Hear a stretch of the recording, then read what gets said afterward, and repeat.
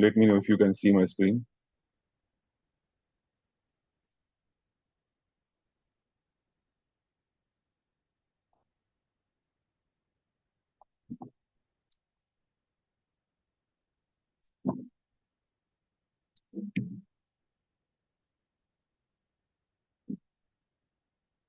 So I've already covered my background, so we don't need to spend time on it. Just to call out, I'm currently working as a head of engineering at Merkle and have hands-on experience on predominantly ASP.NET MVC, C Sharp, JavaScript, and Azure. Uh, I used to manage branching strategies at organization level. So I very much collaboratively work with DevOps leads and architects in order to mitigate their challenges in specifically related to branching strategies and conflict resolution.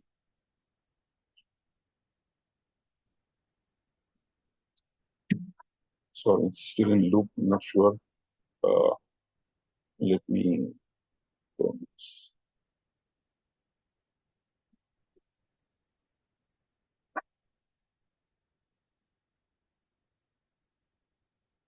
stop, I guess.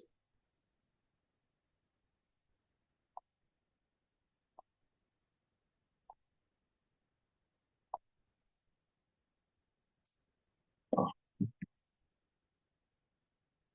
okay, why Git? This is pretty much important for word for all of us, like, rather than what, right? So, as based on my experience with Git and with the trainings so far I have conducted, I would say this is by far most underrated tool from both developers and DevOps standpoint. Second, the Git is insanely powerful, right? And we're going to anyway we are going to see that in 25 plus hour session. So that's why we are here. This is very interesting. So I was working with Bunnings back in Sydney, 2019, and at that time I was not pretty much across the level of Git I have. I would say I have uh, achieved that kind of expertise today, and without even thinking, I have merged conflict without proper guidance or and overwritten the code, and you will get saved such with such kind of mistake when you do this with your environments like developer environment or testing environment or max staging environment. But this conflict was actually I used to I resolved during my UAT to production promotion of the branch, and that's where things go horribly wrong. And when things go horribly wrong at on-site, the noise level, you can understand that it is across the office, it is across your offsite, and so on. Fortunately, I have somehow learned from that, and that's the trigger I had that I should understand Git in depth, in detail. And the last point is much more important for me, rather it's pretty close to my heart, that Git is actually created by Linus Torvalds, who is also creator of Linux operating system.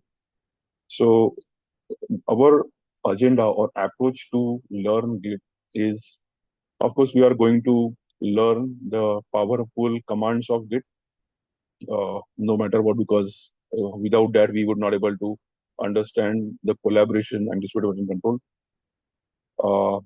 But just to call out, based on my experience, I have started in industry back in 2007, and during that time, most uh, most prominent version control would be, I would say, SVN, like we start as SVN subversion, then Perforce, and then I would say VSS, which is Visual Source Safe.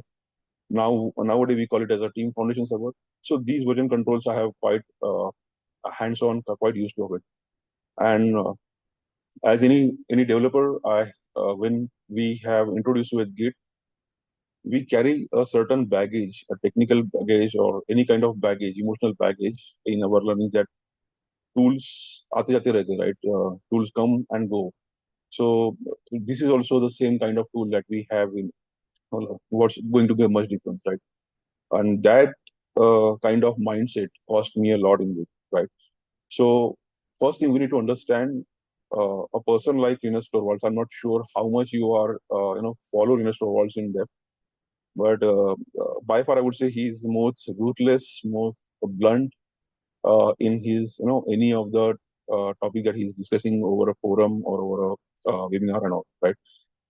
And he's also a creator of Linux, right? So he's mostly into the system development, system programming, specifically kernel development and programming. So if a personality like Linus Torvalds is coming uh, in the era of application space, then it is a certainly we have to be look at as a very big news, right? Because generally those people who are kernel developer or source or system programming background who are working with the device drivers, why such people will come to the application side at all? And that was actually intrigued me a lot uh, to understand the mindset or the situation that Linus Torvalds was during, creation of Git or before creation of Git.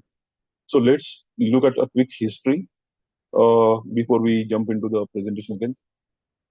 Git has very notorious history, or I would say a kind of a scandalous history, and this goes way back into, let's say, we go back into 2000s, where Linux was pretty much popular operating system. A lot of user base or significant user base we are having in Linux specifically, and is the most. So it is basically derived from Unix, and most of the servers we in the world, I would say, rather I would say, 95% is a very lenient figure. More than 95% servers in the world are actually hosted on Linux, right, or Unix-based operating system. So with such kind of massive server backing, uh, back in also 2000 as well, uh, the Linux kernel development team grew up exponentially right from the beginning, right? And at that time, they used to develop or share the code base using zip or archival way. They call it the kernel patching. Most of you, if not already aware, the tarball is a utility where they used to, you know, zip the code base and share with among them, right? But as your code base grows and your developers grow, right, it comes a matter of scale, and this is going to be very different in managing. So most of the time is actually went into the managing of kernel than development, and that's where a BitKeeper owner from BitKeeper is, I would say, a proprietary distributed version control approach Linus towards that. Since you have a pretty big community and you are working on open source, I would basically secure or provision few licenses for entire Linux development team with one condition. And that condition was that you are not going to create any other proprietary tool like this. So this is from BitKeeper. So BitKeeper is already a good tool at that time. And that's something Linus Torvalds also feel that this is the right way to go ahead. And then they have onboarded BitKeeper tool. All the developers of Linux kernel development team got the free licenses to use that tool. Uh, like half decade things go well, everything was running smooth. But during 2005 or around 4 or late 4 5 time at the year, uh, there was kind of a competitive tool came into the market. I'm not sure how many across you that tool is Mercurial.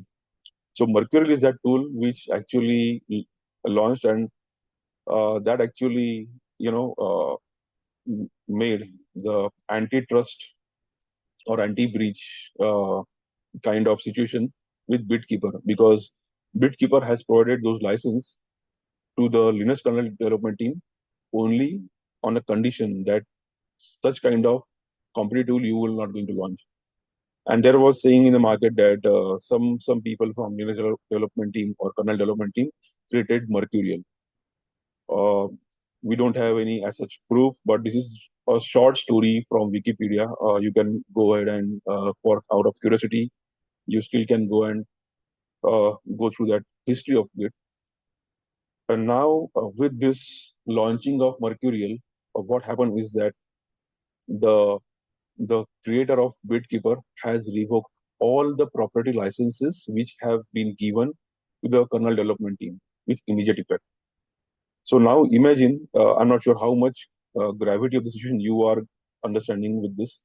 Imagine that if you are working with some tool, for example, let's say if you are from Java background and you certainly know of Eclipse. If you are from front-end background, you know Visual Studio Code, .NET, Visual Studio, right? We use a lot of tools in our daily life. Imagine that after 4 to 5 years of your hands-on experience, company asks you to don't use tool anymore, go on Notepad or go a different way to manage your code base, right? It's a shocking, right? Because we have very habitual of tool. We know the intelligence and reflection kind of concept. We get a lot of assistance by tools, and that situation, all the kernel developers at that time, that how we can manage the code base. Also, during 2000 to 2006 or 2005, you have the kernel development team grow exponentially. So some of them already started with working on Mercurial. They don't have any background on working how to share the code using Tarball. So these things actually created a lot of concern around Linux kernel development, newer versions or delivery, and that was the trigger point, or that was the drive for Linux Torvalds to create a Git. And it is been saying that or said that Linux Torvalds created the Git in 2 weeks or in 15 days. So the tool that we are right now using is just developed in 15 days. And on the test of time, at least if you following DevOps trend or if you're from DevOps background, we have seen a lot of tools come and go, right? At least from uh, let's say in CI/CD world as well. We have Travis CI, Circle CI, Jenkins, GitHub Actions, Azure DevOps, so many tools, right? But Travis CI, Chef, Puppet, don't see these tools. So on the test of time, if some tool is making just history, not just history, and so much widely accepted by developers, then I think we should give a sufficient time to understand and basically know that tool in depth. So I would say this is a bit of why Git. Already people have taken the admission, but in case if you are attending this today and you have not attended my webinar before, so just to call out, this is not for everyone.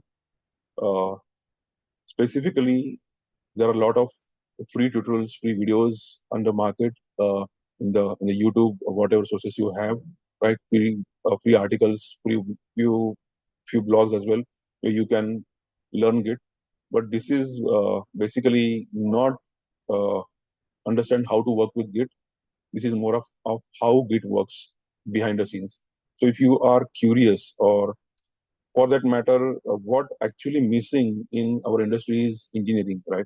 So when you start your career, you start as software engineer, or maybe backend engineer, front-end engineer, DevOps engineer, SRE engineer, right? So we know a lot of the tools. We work with a lot of the tools, and we feel that we become expert. And I'm also one of you guys, right? That's what I used to feel. But what missing overall in terms of industry is the engineering. And by means of engineering, what I'm saying is to rationalize, asking questions, being curious, why things are working in this way, why not this way, right? When I should go for merge, when I should go for rebase, why I should uh, take rebase strategy over here, why have taken branching strategy. So such kind of why no one is asking. As long as okay, this is not working, do cherry pick. This is not working, let's say just pop out other branch. So some such kind of jugad approach we used to, and that would create a lot of mess in order to manage delivery cycles. So with Git, you are actually collaborating between your developers and DevOps professional. So if you are not understanding things, why you are doing it, trust me, whether you are employing Azure DevOps or AWS or be it GitHub Actions, no matter which tool you are using, ultimately you are doomed to fail. Yes. So if you don't want to get doomed, in that case, one has to be very serious about why I'm writing this particular command, what's the background of this command. Uh, Ultimately, there is no prerequisite of learning it as long as you are coming here as a free mind, uh, basically with curiosity and a passion. So if you want to passion to become either DevOps engineer, full stack engineer, backend engineer, cloud engineer, SRE, or maybe technical program manager, whatever area you choose, you should be master of your craft. So those who would like to become a subject matter expert, then you are at the place. But those who just are happy with creating Git repo, who creating the pull request, pushing some code to repo, and uh, let's go with CI/CD. If you have that kind of mindset, then maybe you are at the wrong place. So in short, those who would like to understand Git, then learn Git. Uh, I hope I'm still audible. Any questions so far? Just a quick break. Any questions so far? Okay, I will take silence as no. So since we already talked about why Git, now it makes sense to what is Git, right? And as per Linus Torvalds' definition, Linus Torvalds call it as a stupid content tracker. That's it, nothing else. So Linus Torvalds say a Git is nothing but stupid content tracker. For us, those who are pretty much technical or working with Git, or for that matter, any other source control, for them, they already know this definition. Git is an application that does distributed version control. Trust me, if even if I am like if 14 years of experience or 15 years of experience, this definition of Git doesn't make any sense to me. And when I started going through Pro Git book, yeah, that's the book I have referred to build my subject matter expertise in Git. While going through that book, this definition, the actual understanding of this definition, when I came to know, it was really an enlightening moment for me. And something when we feel that we are missing something in our journey. I'm not sure anybody of you have watched Matrix movie. And if you haven't watched, I would say please watch Matrix 1, 1999 movie. You would understand what kind of feeling that when you some achieve something bigger, or you get to know something which is very enlightening, right? So to understand what actually uh, mean by distributed version control, uh, let's first we should look at the mindset we need, right? And this is very favorite quote from Einstein, that any fool can know, but the point is to understand, right? Day by day, we are seeing the market is going beyond competitive, right? So the kind of expectation from the engineers, from the managers, from the architects, from the leads are like I mean, I can't imagine the scale of expectation they have. So, and maybe most of you agree, those who have facing interviews right now, everybody wants a Superman or Superwoman in technology stuff, right? And the reason this has happened is because there has been a lot of advancement in industry trends right now. We have seen massive computing in terms of cloud, and also in AI space, right? So the impact would be going forward is when you call I'm a DevOps engineer, when you call I'm a SR engineer, I'm a cloud engineer, I'm a .NET engineer, I'm a Java engineer, I'm a C++ engineer, I'm a React engineer, I'm Angular. So what I'm trying to say is that you are making yourself pretty much specialized in the area, right? And market wants a generalized people. I mean, of course, you have to be specialized in something.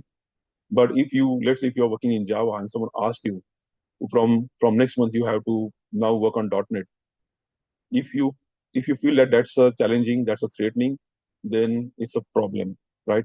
Going forward, you are going to be a developer, you are going to be an engineer. That's it. So someone knows programming should not be bothered by the choice of language. So if you're already across ChatGPT, GitHub Copilot, they just in a minute they generate the code, right? But with that code, there are still a lot of gaps related to industry. So AI is not going to take over your place unless you make it to do, right. What I mean is that your start should not be with any kind of AI. You should actually put a lot of efforts to understand the foundations and basics. And then you, at least those who are freshers listening me here, rather you should not use AI at all. You can use AI for your LinkedIn post or for your Instagram post. So if you learn something, get just document your understanding in your own language, in your own way, and then convert it into Chat GPT, right? For better LinkedIn impressions or Instagram impressions. So going forward, you have to be pretty much generic in nature, and for that you need to have solid grasp, solid understanding on basics. So this rather, I would say, if any take away from this session is this slide, that going forward, your journey should be how I can have understanding mindset than only learning mindset. So let's break down the definition, that what is actually understanding the definition of Git, right? As I said, right, Git is an application that does distributed version control, right? So how we can break it? We need to break into two parts. One is understanding what is an application means. When you say an application, I need to understand what is an application, what is a program, or what is a process.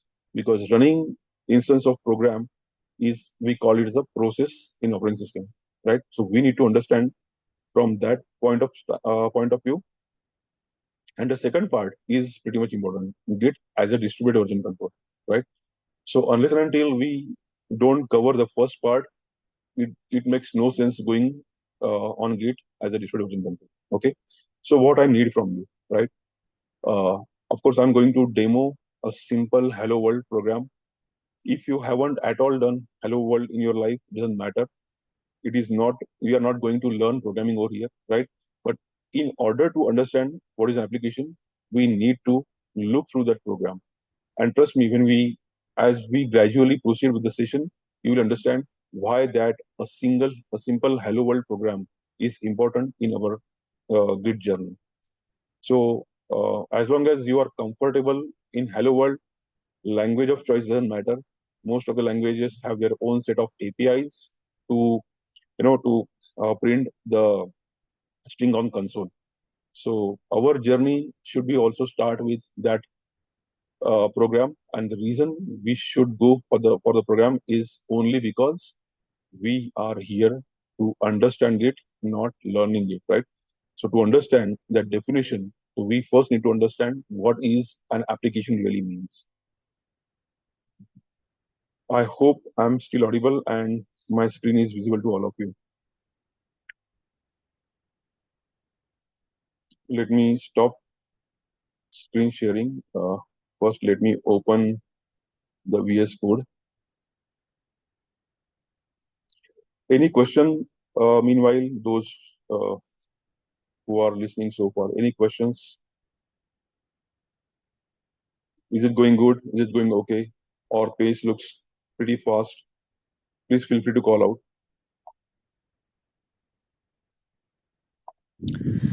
It's okay, Mohit. Till now, we Mhm. are getting very good information, and we have got a very good introduction. So yeah, looking forward for that. Yeah. Thank you Thank for you, this Sujita. nice Yeah. presentation. Thank you. Okay, so let me share my screen.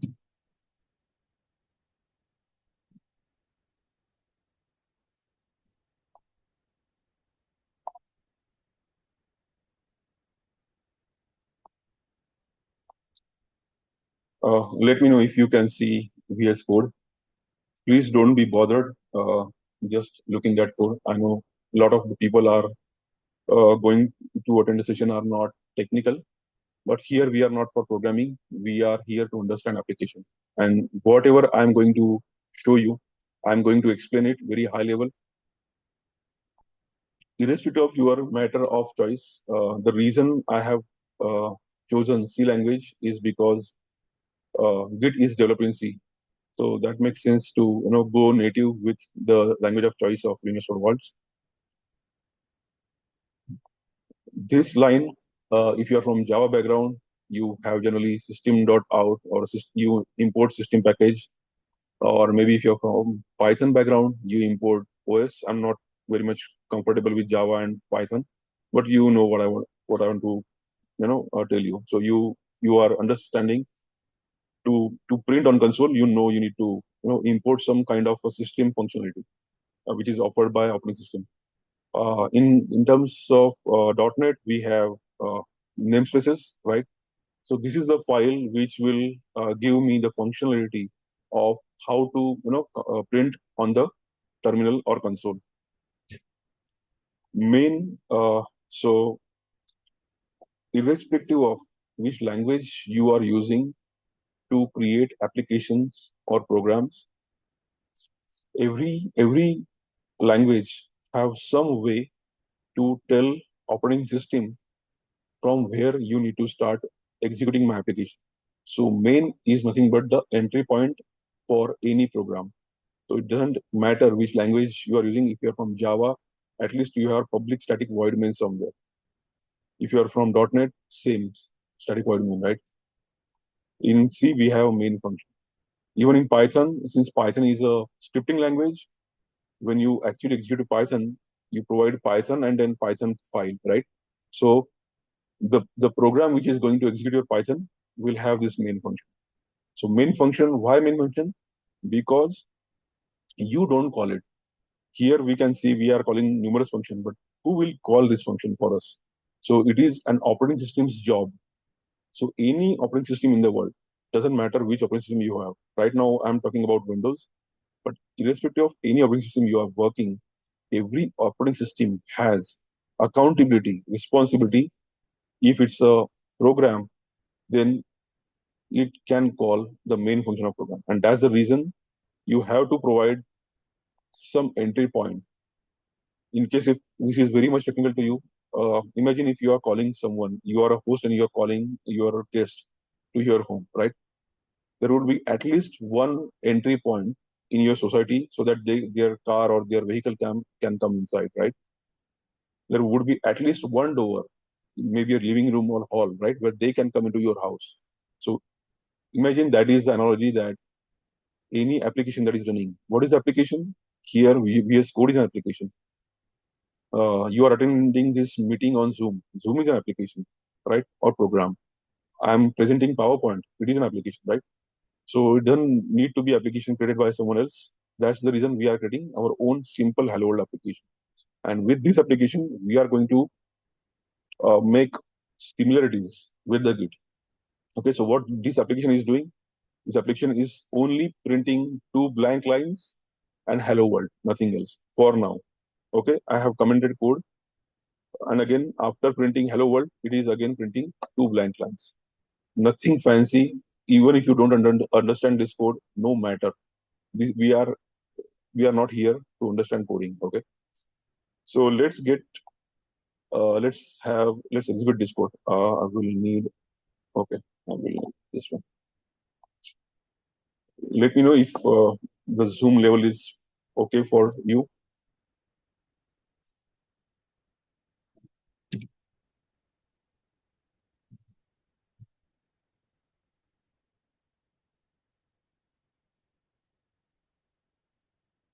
So to to run this application, you will need some kind of tools so that this source code that you have written in C language, this is a very high level language, right? We can see it is an English language, but your microprocessor will not understand this language.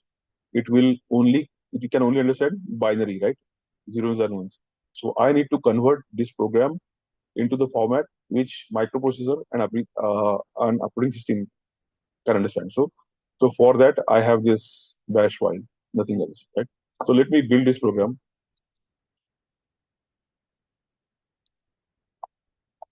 I got an expected out.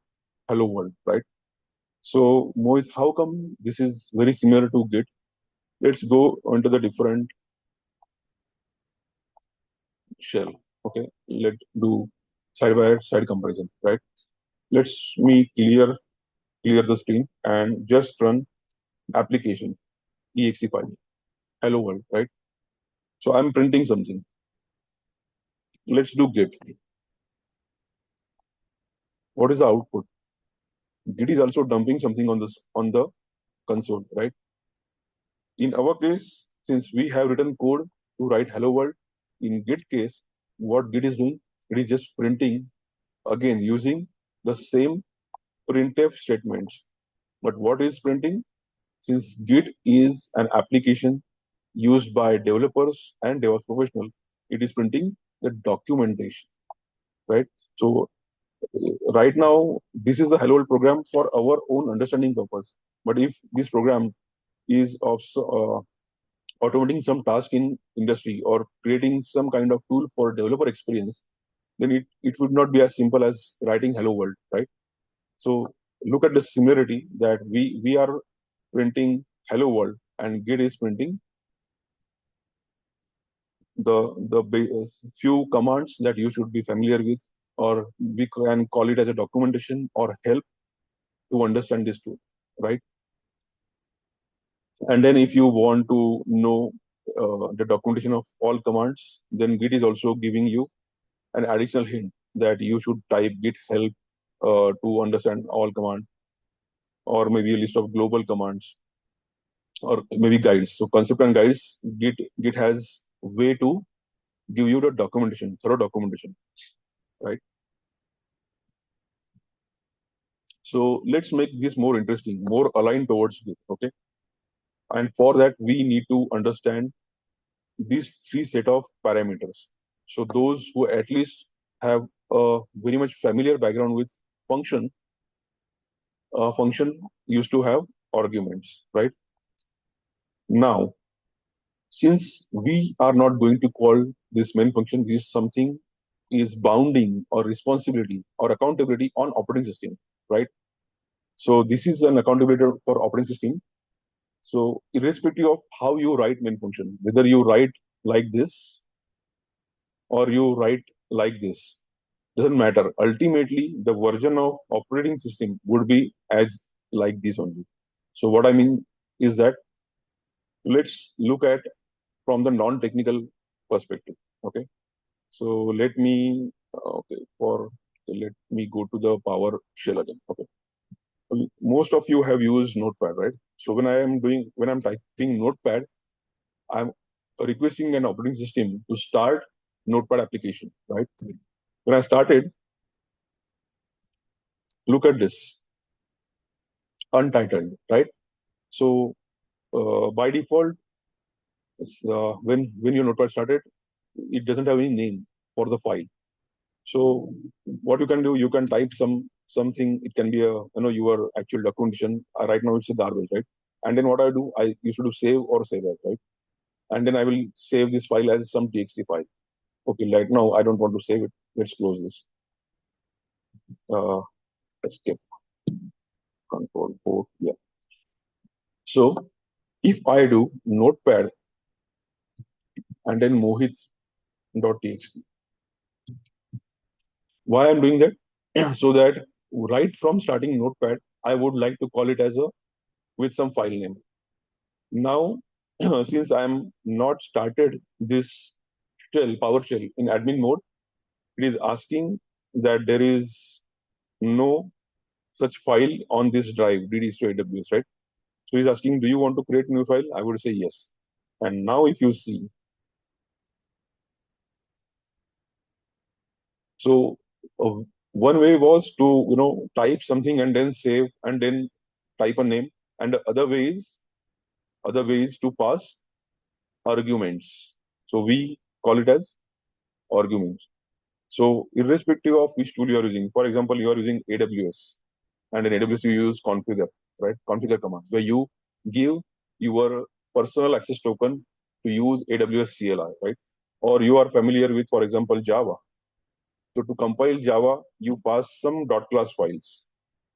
If you are from .NET, then you .NET and then you say build command. So what is this? Is nothing but passing command line arguments. So similarly, our Git has command line arguments as git add, git commit, push, pull, right? Those who already worked on Git. I'm The point I'm trying to make is that you don't have control from where this program is going to start, right? But you still would like to customize it. So how you can customize it? So what operating system says that, okay, since you would like to, before starting your process, if you would like to give some additional information to your process, then I have this facility for you. What facility? So take it as a goodies or a gift from operating system to all the programs, not just my program, okay? To all the programs that you can pass some parameters. So where those parameters will be stored or taken, those will be taken in this argument. Apart from that, there are other goodies from operating system. The goodies are known as environment variables. So any damn process, any application which is running in any operating system, not just Windows, not just Linux or Mac, any operating system of your choice, have these three goodies have to be provided to application. What if I don't want that goodies? Prepare your own operating system. Yes, because this is by design of all operating system. Yes. So if something you don't going to be called, right? In that case, and if you want something as a starting point, then for example, Notepad, I want starting point with mohit.txt. So in that case, I don't have control over Notepad's source code, right? In that case, that kind of tool, rather it's responsibility of operating system to allow you to pass whatever parameters you would like to pass, right? So how I can achieve the same or similar functionality in my program? So let me uncomment this. Those who are from non-technical background, you don't need to worry about this. You are not here for programming, or for that matter, anybody of you are not here to understand what I'm writing. What you should take away from this is how you can pass parameters to your programs. That's it. And for that, rather than running any existing program, I've I've thought that let's have our own simple program to demonstrate this. So here, if I say Notepad, and if I don't pass anything, this Notepad becomes default argument. So when you are going to execute any command in command line, by default, there would be at least one argument to it. When I say argument, it will be a count. So here, how many number of arguments you are passing to your program? In my case, when I say Notepad and Mohit, Notepad is one argument, Mohit is the second argument. So there will be two arguments, right? So let's do one thing. Let's see this in action. So in my case, what I'm doing, I'm just also printing whatever I'm going to pass the program. Okay, I'm not doing any fancy. I'm just whatever being passed to my program during startup. I just want those to get dumped on console. Apart from that, uh, this environment variables. So as I said, like you don't need to worry about this. This is a responsibility and ownership for operating system. So environmental variables. I'm those who are non-technical again forget this right now. But those who have some background on operating system, everybody of you have at least set one environment variable in your life, which is path environment variable. If you are working on Java or .NET, you must have set the path environment variable. Excuse me. Right. So I want my operating system to pass all the environment variables that it possesses, and whatever the parameters that I am going to execute that program should be passed to me. So here I am dumping all those parameters which are passed from the command line. I'm going to dump it on the console, and there are there can be a lot, but I'm interested in only first 20 environment variables. And again, I'm just nothing else. I'm just going to print it, nothing else. So for is just to iterate. So for example, number of arguments, if I have 5 arguments, then for loop is just going to iterate one by one and going to print. And again, this same for loop is going to iterate 20 times and will print environment variables. And who is going to pass? It's not my responsibility. Okay, that responsibility is by operating system. So developer, even if you are not developer, understand that someone is going to send you some information, and you just need to going to print that information. Okay. So let's, since I have changed the source code, I need to build it again, right? Let me do full screen and build the code, right? Look at this. I will rather zoom it so that you would. So again, I have started application as just git application.exe, hello world, and then this is my code. Number of command line arguments. Since if you don't pass any argument, by default your program becomes the default argument. So command line arguments are just one, right? Command line arguments, additional command line arguments passed to this program. I didn't pass anything because, like in previous case, Notepad, Mohit, I have done, right? In such case, I haven't done that. So it only Git application. That's why there are no additional command line arguments. Okay. So total number of command line arguments is one, and it's the application itself. And then these are the environment variables configured in my system. Why my system? Because I am running this program on my computer. So if you are going to run this program on your computer, your program would print the environment variables configured in your operating system. Okay. So let's make this a bit interesting now. Okay. Let me clear this. And this time I will not call exe. Just by calling exe, I would pass some arguments. Let's do one thing. Whatever argument you are interested. For now, I would interested in my name, right? I would like to call my name, or maybe some git commands. Add, commit, push. We are going to see these commands anyway in our training. So how we ensure these are the arguments? So every space would count as a different argument. So this is my application one. This is a one argument. Mohit becomes two. My father's name Vilasra becomes three.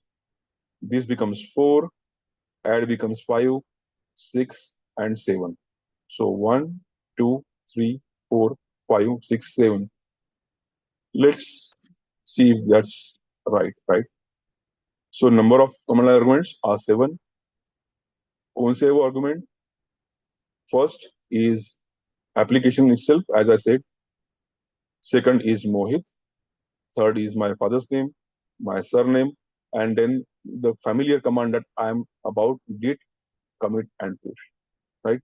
So I have just print.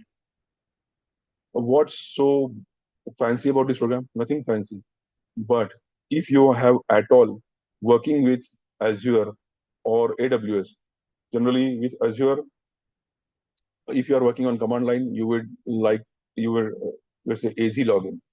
If you are AZ Azure command line, if you are on AWS, you would say AWS configure, right? So based on the program that you are using, you are passing different parameters. In my case, I have also passed parameters, but what I have did, I'm just iterating in loop and printing it. But Git, Terraform, right, or for that matter Java, .NET, they have the set of database for that arguments, and then based on the parameter, they are performing some specific task. Yes. Why this program is important? Because based on the parameter, right now I have not done any task. I just wanted to show you that whatever is passed by program, I'm going to print. But this is not the case with Notepad. This is not the case with PowerPoint. This is not the case with Azure or AWS. Yes. So whatever is passed, based on that number of parameters, you are going to be there would be that program is going to be evaluated. What is the parameter name, and then it will take some specific action or task based on that command. So when we say parameters, they also can called as a command. So for example, if I do mkdir, just a minute. If I do mkdir, right, or for example, those who are from Windows background, you do md and some folder name. So what is md? MD is nothing but the program, or mkdir is again nothing but the program. And then you give some folder name.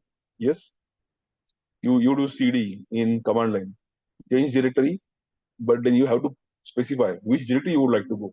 Maybe I would like to go test over here, right? I can. So this test is nothing but the argument. Yes, those who are from non-technical background, at least they have in their life they have run cd directory, have they created directory and change the directory from the terminal. Again, quick check: are we okay with so far? Are you aligned? What I'm trying to explain you guys. Any questions so far? Yes, no. Are we going good? Hey, hi Mohit. Yeah, Actually, I come from a non-technical background. Okay, yeah, completely. So I right. didn't understand the code and what we are doing in this tool. So Yeah, I'm not completely. But what I should take away? Can you just quickly brief me? yes. I don't need to understand the code in Mm-hmm. practical cases. Cases. So first of all, as I said, right, you don't need to understand code at all. What I'm trying to say is you need to understand what is actually mean by application. Have you ever done a new directory in command line? If you have done, even if you have opened Notepad from command line, or you have done something like cd onkar, Mhm. if you have done this before, that is enough. I'm just explaining how this is working. So cd is a program, and onkar is nothing but an argument. That's it. That's what you have to take away from this discussion. Mhm. Nothing So else. these are the applications or these are the commands that we will need to use in Git, right? No, no. For Git commands, I'm going to teach every command. Mm-hmm, mm-hmm, Okay. This is the default operating system commands where you would create for directory. Either you use, if you're from Windows, you use MD. If you're on mm-hmm. Linux, you use mkdir to create a folder, right? Okay, Many so times you might have created, like this new folder.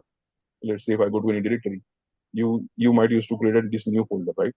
This is you create. Yes. yes, So yes. how we create this from command line? That's we are learning. So mkdir is nothing but the program and the name of directory. So when you do new folder, by default it gives new folder as a name. Yes. We are just extracting the data Yes. Exactly. So information from the code itself, right? With the use of these commands. yeah, but this command or this program you have not written, right? It is provided by default operating system.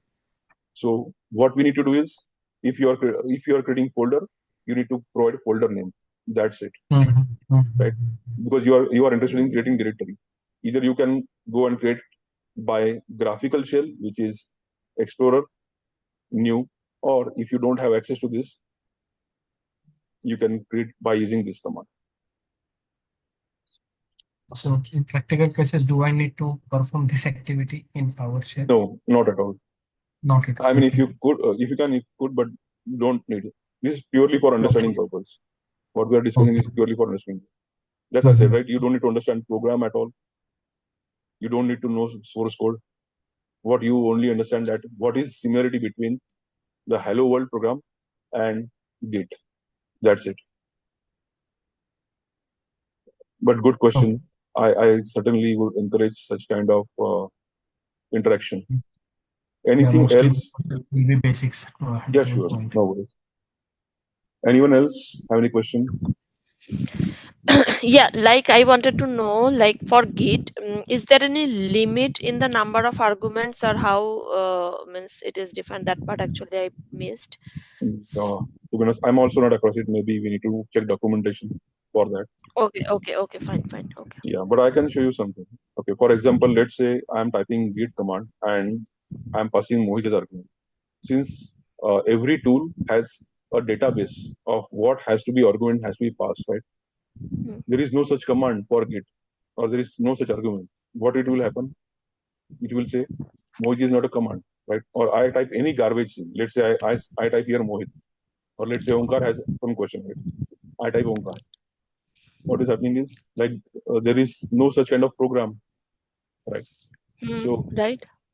similarly, uh, you have to. So how I would get to know what I should pass to Git, and that's the reason you have just Git, Git and help.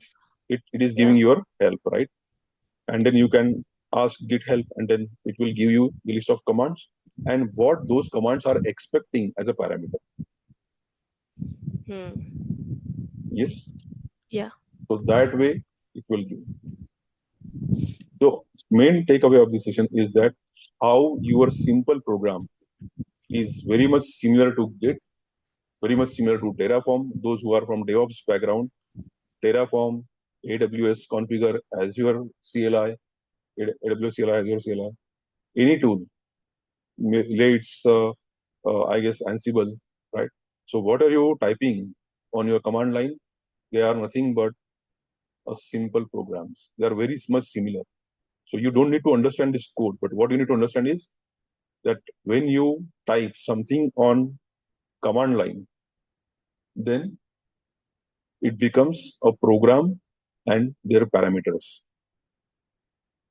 Yes, are we clear with this? The first part of definition, which is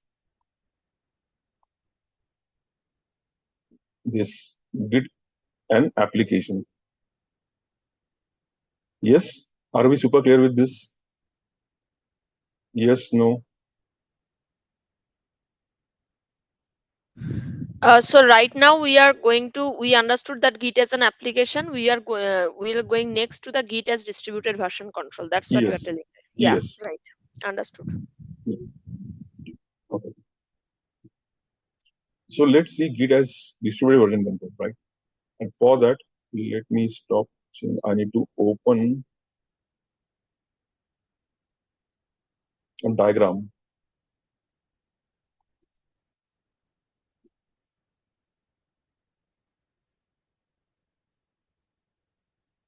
Just give me a minute.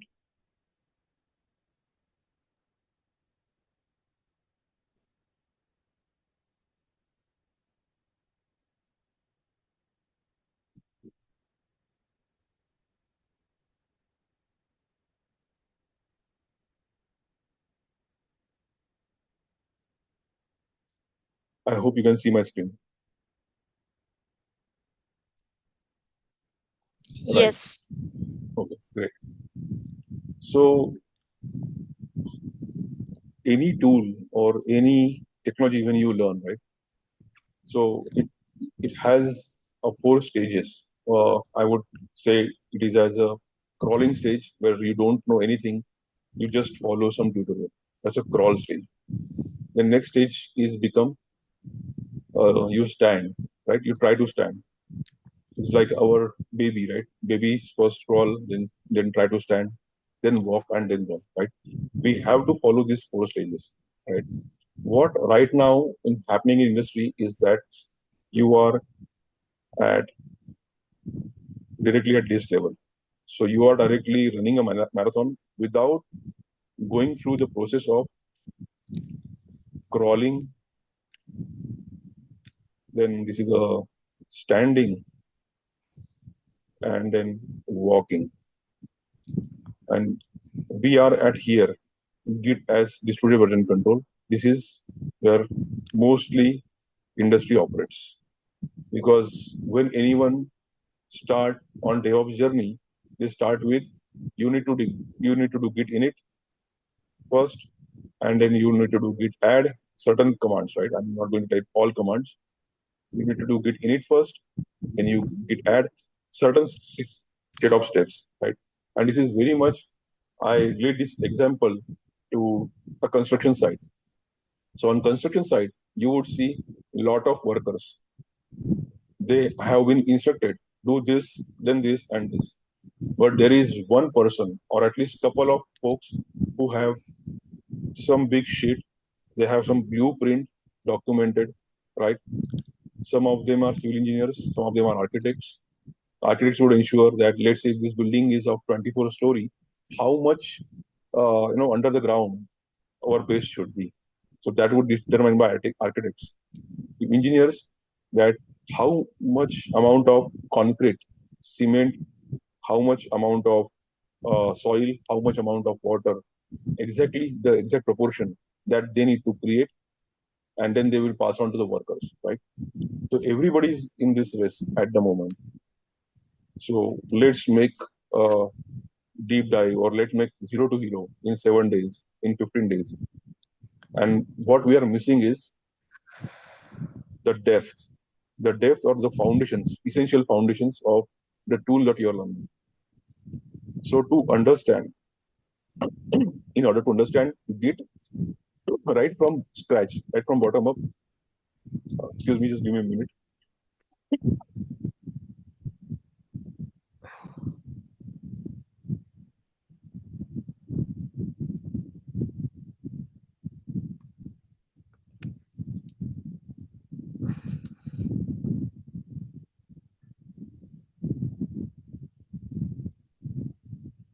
Yeah.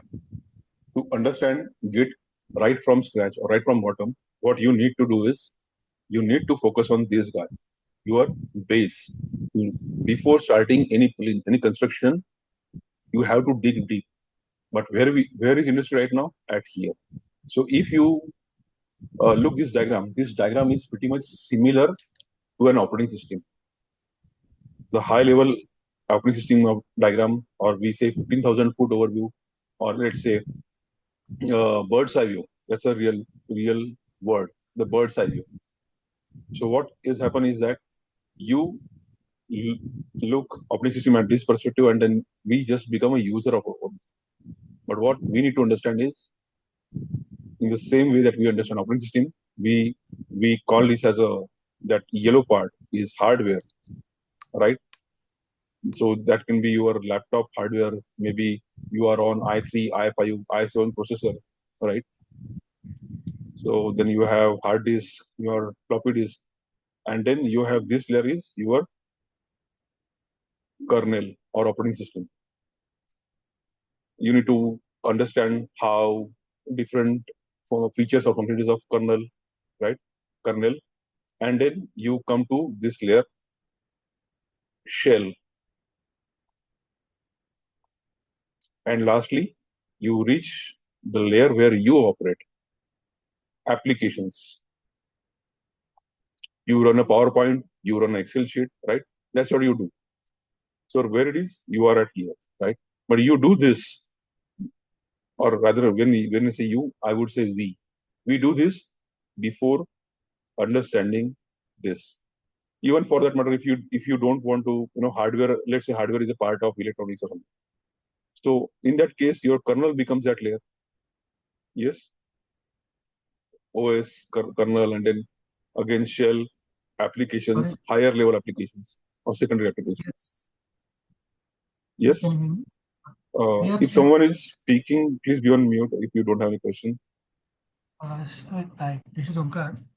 We are seeing distributed control version slide. Is Oh, it a correct? Or are you sharing something? sorry. My bad. Since I was drawing on that, let me Yes. thank you. Yeah, Can you please repeat it? yeah, sure. Uh, are you See, able to see my screen again? no, So just let me know if you see this orange line. yes. No, Yes, no, we are are. you able to see orange line? Yeah. Great. So what I was talking is, this is high level and OS diagram. We call it as a bird's eye view. So anybody who learned OS during their graduation, we know, let's say this as a, main kernel of OS. Forget about hardware, right? This is main your kernel. Then you have this you call as a shell or your command prompt, right? And then this layer becomes application, or basic commands, create directory or change directory, right? Applications, and then this become higher applications, user level, maybe PowerPoint, right? So this becomes a command line utilities or operating system utilities, and this is a level. This will be a user applications, PowerPoint, Zoom, Excel. These are at this level, right? So when we started in industry, ideally the path should be from this guy, right? At least not now, but at least you should be well aware of this guy. A command line utilities. Maybe since you don't know command prompt and all, let's start with this command line. What is command line? A high level commands of the system. But once you crawl, once you uh, get experience at this level, then you should your quest or your mindset should be trained at this level as well. Rather, it should be start from zero. So we have to be curious. In a Git perspective, when I say Git as a distributed version control, I am at this. This is at 15,000 feet level, and at this level, what you see is GitHub. That's what you only see: GitHub or Bitbucket, nothing else. Bitbucket or GitLab, whatever you are comfortable with so far. Right? But that's not the true picture of Git. We need to come right from crawling stage, this stage, that we know nothing about Git. The approach that we are going to learn Git is that, as I said, right, we carry a baggage with us, a baggage of past performance, right? Baggage of I was not doing programming. Baggage was I wasn't using any kind of this tool, or I was using a different tool. And when you come with baggage, you come with some specific kind of mindset. And to understand anything or to become curious about something, what we need to do is just throw that baggage and say that I don't know anything about it or anything about that particular tool. So basically, this is approach is basically surrendering. To whom to surrender? To the topic, to the subject. So first, irrespective of what experience you have, we need to surrender first that I don't know. Because when you don't know, then you will get a lot of help. Because that's where you're going to call help, right? But if you say, I have some background, in that case, okay, he already knows some. And even the trainer start in assumption that everybody knows operating system, everybody knows everything. Let's start with Git in it. Either that's the assumption, or they themselves haven't figured out how to learn Git. Yes. So in order to surrender, there should be some kind of assumption. And no worries, I'm going to drive you to till assumption in very much layman terms. So don't overthink right now that I'm not understanding anything. Patience. Patience is extremely key, right? You have to do practice whatever I am going to give you. You have to do hands-on. You have to understand in a layman's term. I'm going to call out. If you are non-technical, ignore this part. I'm going to give a real world analogy. At least you are, as long as you are a human being, because the session has been attended by farmer 12th class students. They have attended 25 with only one thing, a patience, right? And with DevOps architects, DevOps practice heads, they have attended this session, and outcome is like we are understanding it very first time. So as long if you don't have patience, then maybe I am not the right person. Yes, I'm not saying you are wrong. I'm not the right person. So our starting point to understand Git is not directly creating a repo, giving your GitHub login. I will create a repo and you will start. No, there are students who don't know at all command line as well. So they would be our benchmark, right? They should at least understand in a layman terms. I would try to ensure that everybody will get something from this, right?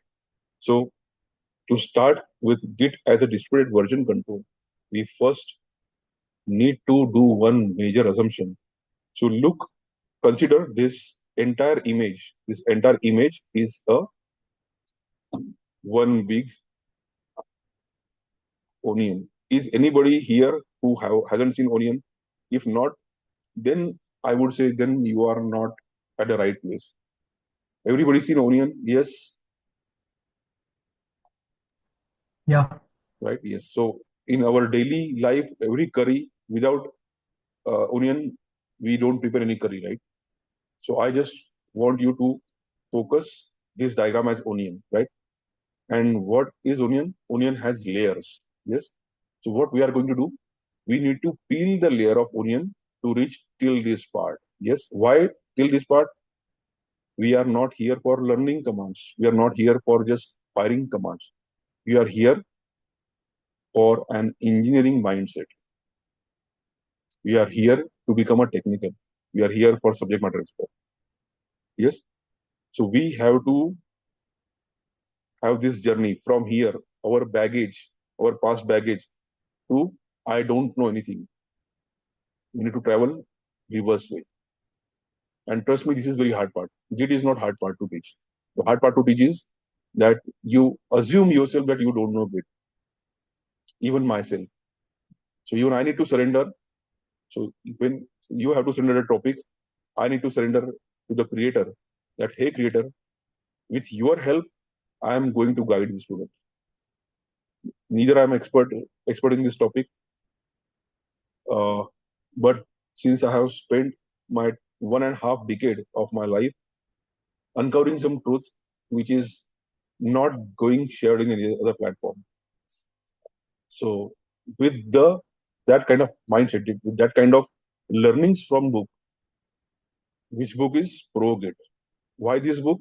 Because when you going to download Git and when you will see Git documentation, this is the book that they are recommending. So what we need is surrender to the topic, surrender to the subject, surrender to the creator. Okay, including myself. That's why I say we, right? So, irrespective of our experience in DevOps, irrespective of our experience in development, what I'm going to assume is I don't know anything about it. That is our starting point for anything. And trust me, if you start learning this way, you don't need to fear any technology stack, any upcoming trends in the market. As long as you are ready to invest some time. If you want something, I want to create a DevOps engineer or manager in 2 months. No, I'm not the right person. Maybe there are people. I'm not the right person. Yes. So, 1 month, yes, you are going to learn Git. You're going to completely understand it. Give it 1 month. Yes. So, distributed version control is the toppest layer of onion. We know onion, right? So, onion cup layer peel karna hai. Yes, we need to peel the onion. How we peel the onion? Yes, outer layer we just you know underwater immediately outer layer bahar aa jayega. Yes. So how I can take this outer layer? How I can take that? So for that I need to understand two terms: what is distributed and what is version control. Distributed is very much trendy word, right? We say distributed system, distributed ledger. Those who are interested in cryptocurrency, they said distributed ledger, blockchain. In layman terms, distributed means samuha, cluster, community. Distributed is nothing but the community. So how I can how I can peel off this layer? By some assumption. What is the assumption? In this world, there is only one computer. That is my computer. So there will be no computer then, right? If I assume that in this world I don't have internet, I don't have anything, there is only one computer in this world, and it is my computer. If you assume that, automatically you peel the outer layer. Is it very hard to assume? Yes. Respond me, guys. If I switch the screen, this entire highlighting will be gone. Is this very hard to assume that I have only one, that there is only one computer in the world and it is my computer? That's what assumption we need to do, right? When we peel that layer, we come to this layer, version control. Why we are here? Why we are invested in 25 hours to learn version control? That's why we are here, right? But this is very much familiar word for me. Again, in layman terms, right? If I need to give you analogy for versioning, right? Right from my birth, let's say from 1984, let's say, till today, I'm a better version of myself, right? I have grown physically, yes, mentally, yes, maturity wise, my understanding wise, right? Everybody is going through that journey, right? So I have crawled, I have stand, right? I have fall, yes, I have run. Then I had did the schooling, graduation, marriage, now kid. Right now he's study, right? Looking after his studies, right? So what is this? Nothing but it's a better version of me, right? It can be better, it can be not better, right? Depends how we behave. Yes. So today we can say that so far whatever I know give, at least there is a better version that what we are learning today. It's my assumption, okay? But that's what something means versioning. So yesterday I was not knowing some task or something. Let's say when I was graduated, I was not knowing. In fact, till job I was not knowing about mutual funds. But I'm investing in that right now. Right. I wasn't aware of soundbar, but now I'm easy to operate. I wasn't very well aware about how to operate smart TVs, how to operate smart TVs. Right. So what is this? We are becoming a better version of ourselves, right? So versioning is pretty fine, is very common term, right? What we don't have, again, this is in real life. What we don't have is control. So what I mean by that, let's say I feel regret that I haven't done my engineering the way I have should. I have regret of that, right? I have just done engineering by looking. These are the topics. These are the units. I need to provide more priority to these units to get just pass, like passing mark, first class honor. Why? Just to get a job. But I have regret of that right now, right? Because I am facing every day that challenge. What is being head of engineering? Now I understand what engineering means.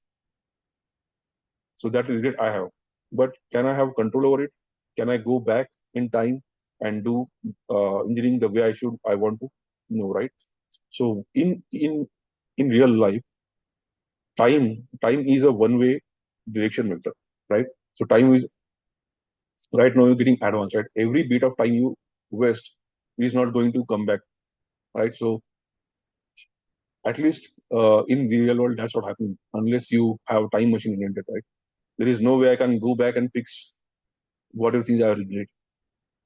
But at least in software world, in virtual world, I have that control, right? That's the reason if you fail in production, that you go and fix, right? You ask your developers to, this is the bug, can you please fix this bug, right? What it means is that though in real life it is not possible to go back and take control of your life to fix it, but in virtual world it's possible. So now at high level, I understand. For example, let's make it simple. When you take a picture, right? There is a good landscape, mountain, natural scenic place you are there, right? And you're taking a picture of sunset or sunrise. Then you want, let's say, your spouse or your girlfriend, boyfriend, somewhere is there, and you would like to, have that natural beauty in that photo, right?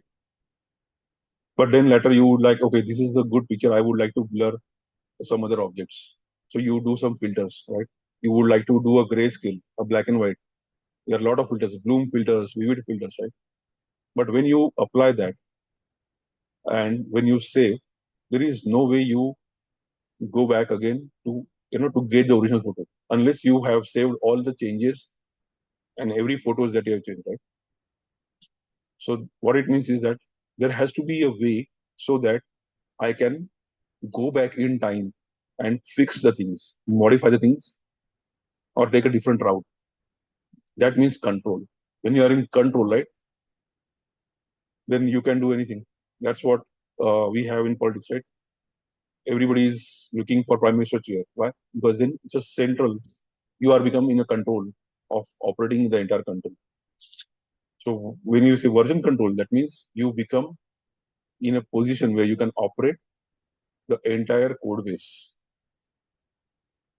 So if I have this much understanding of this layer, then it's very easy. Then if there is a control, if there is a control, what it means that someone is keeping track of everything. Otherwise, there is no point of control, right? I have to keep track what has been changing. Yes. So if you don't keep a tracker is very. very layman term, a very popular term, right? You have smartwatch today, 10,000 steps in a day, 15,000 steps in a day. That's what you track, right? Your SpO2, your pulse, that we track. What is the content?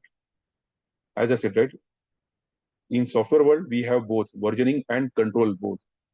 So if I have control, that means I need to understand somewhere someone is tracking it. That's how I will peel off this version control layer. So tracker, I understand. Tracking, I do tracking every day. I track my steps 10,000. I track my pulse rate, oxygen during our COVID time. What is the SpO2? Yes. What is the content here? Right. Now, most of the time in your IT journey, you are going to take care of code base. It can be a Python, .NET, Java. Language doesn't matter. Your HTML. Even your pipelines, if you're from DevOps background, your YAML files. So when you can track your code base, but from in terms of version control, what let's talk about Git. Git doesn't give any constraints just like that. So you can track anything. If you want to track image, you can put image, you can put video, you can put movie, you can put source code, document, PDF, anything. Git doesn't give you any constraint that you have to have source code in that. Yes, you have to have source code in that. ऐसा Git नहीं बोलता. So such kind of things where you don't have any constraint कि this kind of file type only I can manage. You can put audio as well.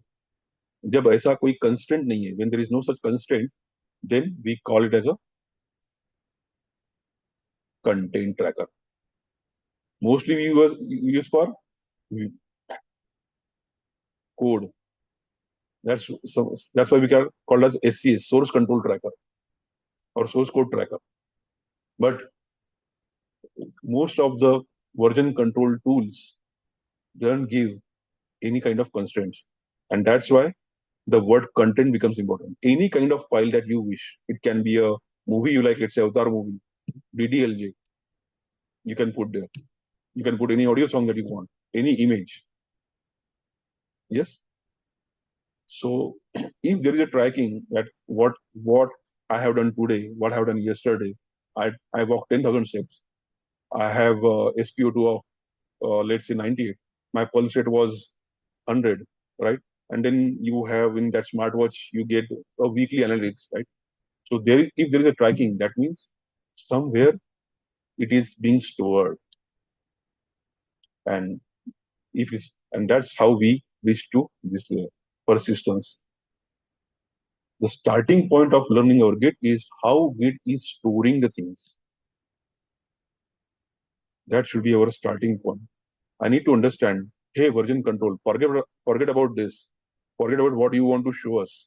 GitHub, GitLab, actions. I want first to understand here what and how you are saving or storing the things. This is going to be my journey inside out.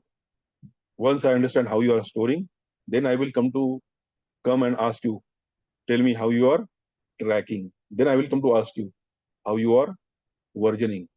And when I have these three layers of journey proper, then it makes sense to understand distributed.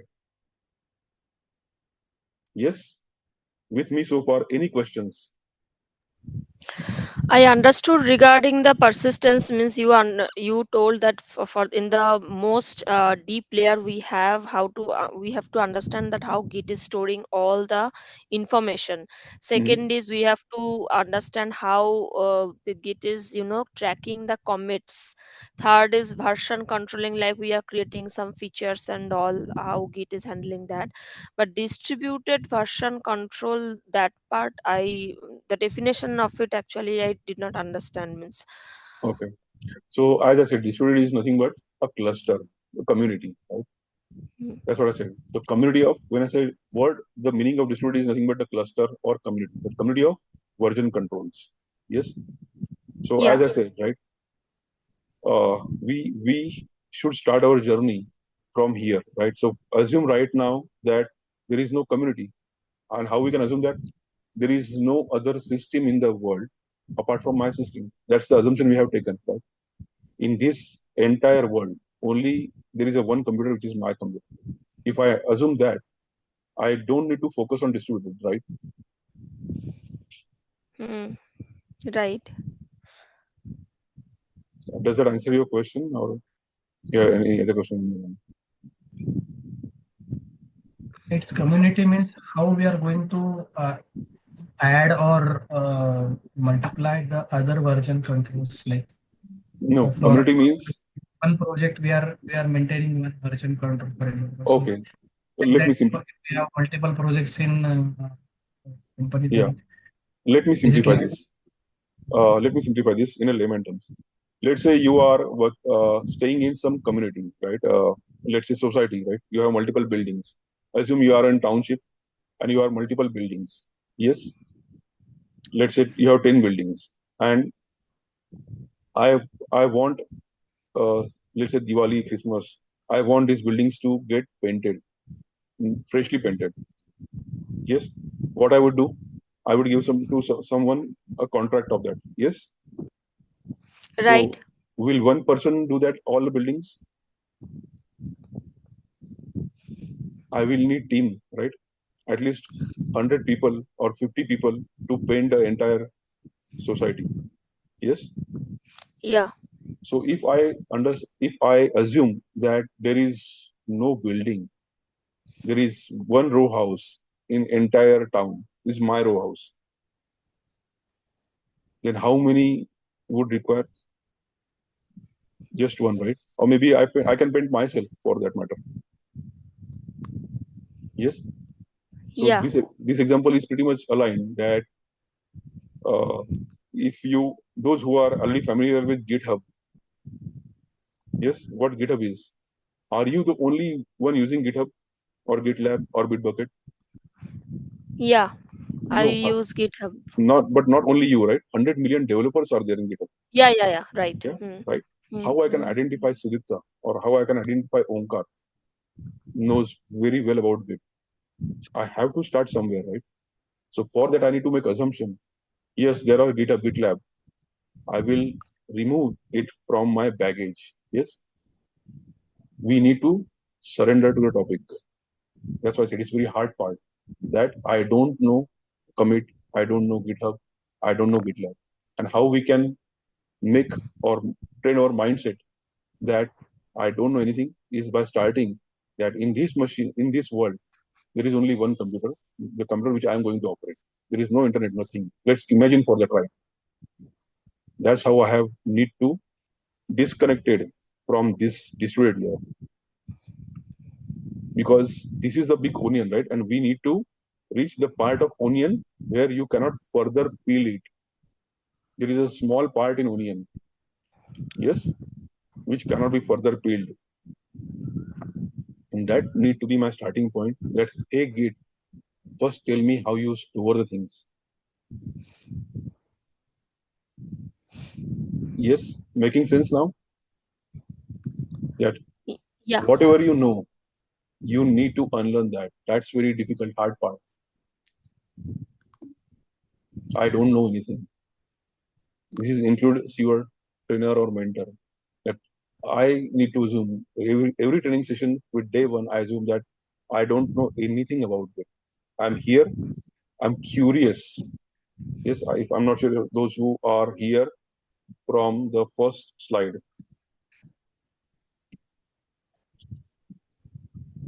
This is pretty much important.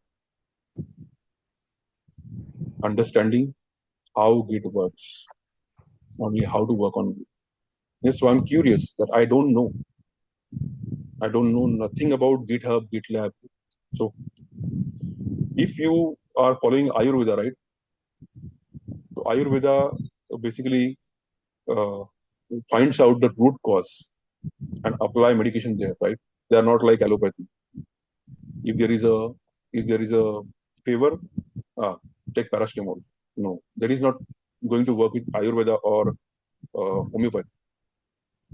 They will ask you symptoms. They will ask you some history about you, right? Those who are really proper doctors, they would ask you to do blood test. before giving any medication. At least very one question every doctor would ask: Are you diabetic? Before giving any medication. Yes.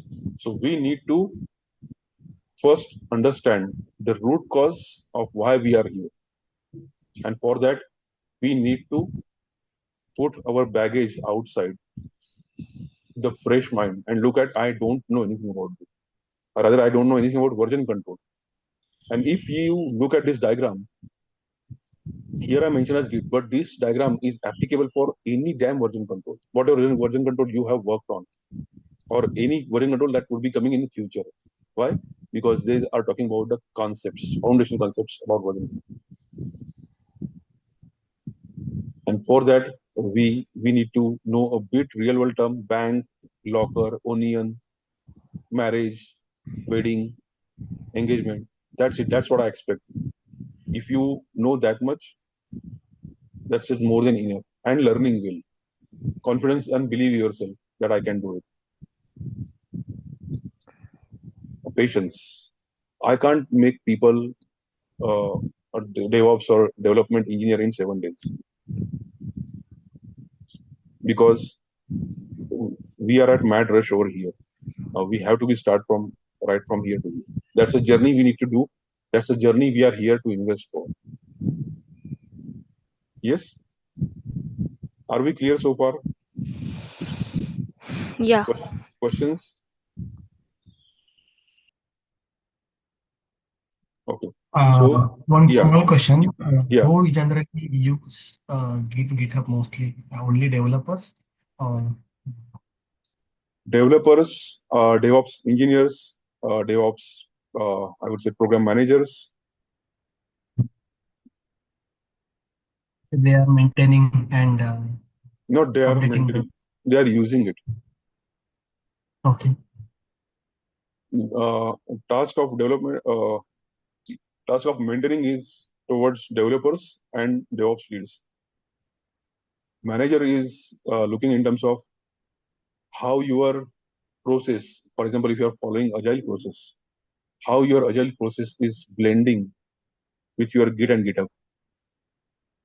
If you don't know that what's happening with your agile process, then it's very difficult to manage the risk, program budget, program resourcing. So we will be going to learn in further days, right? How, with Yeah. respect to the program manager, how we are going to manage or uh, Yes, with as long respect as agile. we are Yeah, ready to spend 25 plus hours. yeah, Yeah, agree. because we are here right now. That's, I said, like, what is the hard part? Not knowing, assuming I don't know anything. That's very tough part. And not only with you, it's me as well, right? We are human beings. So as long as we are ready to step as a crawling, standing, walking, then I come to this layer where I would blend your Jira to Git. But then you have to be ready to travel from here to here. When you the science behind it, when you put light or energize electron, it moves the orbit. It comes to this orbit. You further give energy, it comes to this orbit, right? That's how your plane also, the rocket actually leaves the Earth, right? So we have to have that much patience. Yeah, only challenge here is if you don't have patience, maybe I am not the right teacher, because we have to do this journey. We have to call ourselves that we are doing something about engineering. We should figure out that we don't look fool when our directors, program managers, architects are discussing. So if we want in that mindset, we have to invest, right? Can anybody, like those who are very much uh, know of finance background, have you ever find out a person who said like just invest 2 months in this mutual fund, it will get double? I'm guarantee. Would you believe him? Cheat invest in fund this, owners can tell like that. yes, No other than person. any policy that invest in this 1 year and it will get tripled. That's where we are here, right? We are investing 7 days of DevOps, 15 days of DevOps. Why? Mad rush about AI without knowing what is beneath. So why we can't give 25 hours ourselves to complete this journey? So very much difficult part of the decision is having a patience. This includes your trainer as well. Even if you feel that I'm going too fast, interrupt me. Doesn't matter if 25 hours go to 30 hours. The outcome is value, right? Outcome is not I'm able to create a GitHub repository. Able to create a pull request. I'm able to map GitHub and with Jira. No, that's not outcome. Outcome is you thoroughly understand what you are doing. You can vouch for it. You can argue. You can do debate. Why I'm taking it approach. You are in a position with that, right? If you are not in a position with that, I am not the right person to, take the gate. So yeah, as I said, that's the reason I said like more than 25 plus hours of commitment to walk first, unwalk from here to here, and then again start coming to here. Why? Because we have control in virtual life. In our regular life, we can't rewrite our history, right? Has been already been written, but at least in virtual life, it's good we have that facility now. Maybe 4 years down the line, someone else will utilize that AI, right? Before that, I should be enough mature in the engineering practices. Okay, so let's those who have Git Bash, those who don't have, just watch what I'm doing from tomorrow. Those who are actually joined the session, those who have taken admission, I'm going to sit with them. I'm going to install Git on their machine, and I'm going to give them commands that they have to practice. But today, just wait and watch what is we are going to cover. Yes.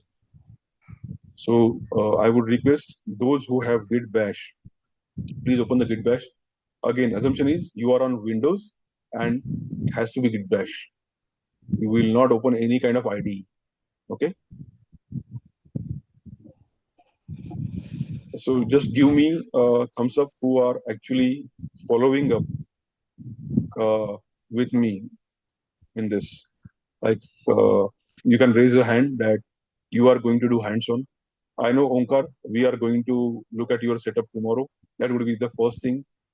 But rest of Omkar, who would be having Git Bash in the machine and they would like to do practical. Yes. No, Sudeshna, no. Okay, Srikanth, yes. Okay. Just type one. Maybe I have missed. Just type one who is in a situation where they can do practical. Just type one in the comment box.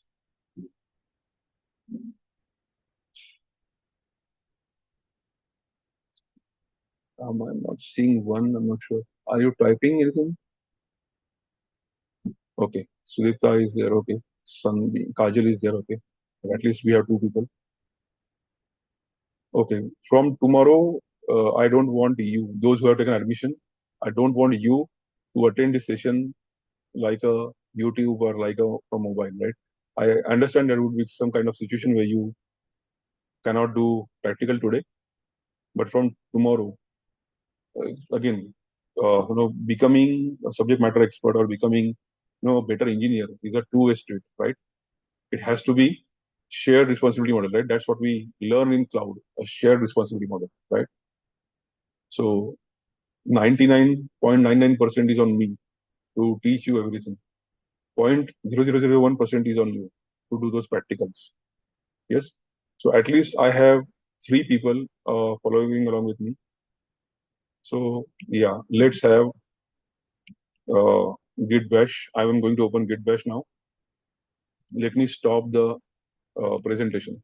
Everything now will be on. git bash.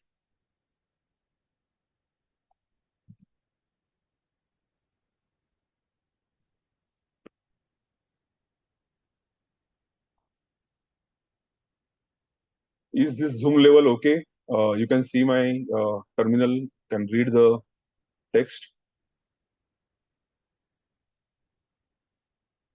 If you're typing something, I need to check. Am I audible, guys? Yeah, you are audible and we are able to see. But what Okay. is it exactly? It Yeah, is, no, I'm just asking that are you able to see this text? Is the font yes, looks okay? yes. Okay, okay, that's it. That's all. So, how to create a directory in this git bash? Let's start from beginning. Mkdir is the command to create a directory. You can use Windows folder as well. Nothing, no problem with that. Let's start with the git underscore 29 underscore 0325. Okay. So this is the directory I would create.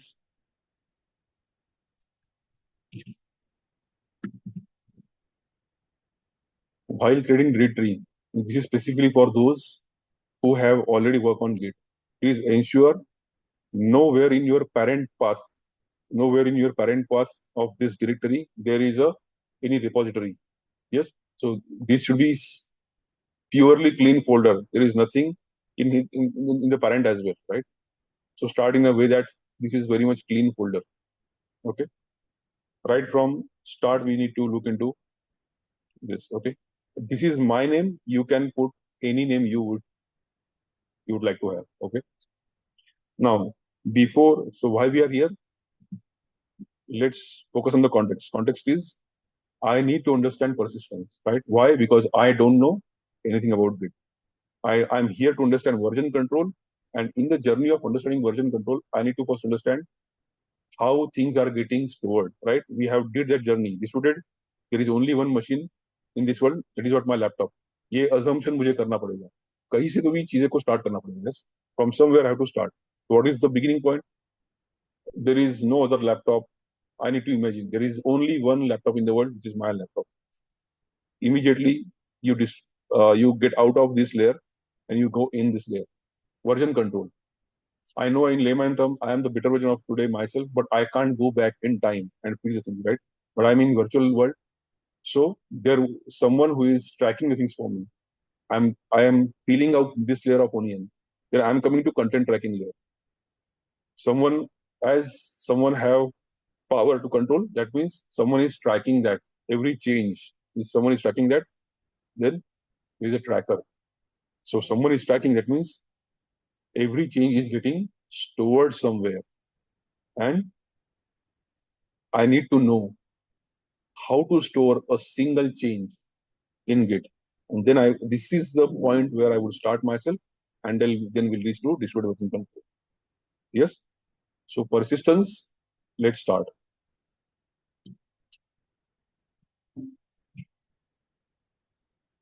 For that, we have some conceptual understanding of Git. Let me put it that way.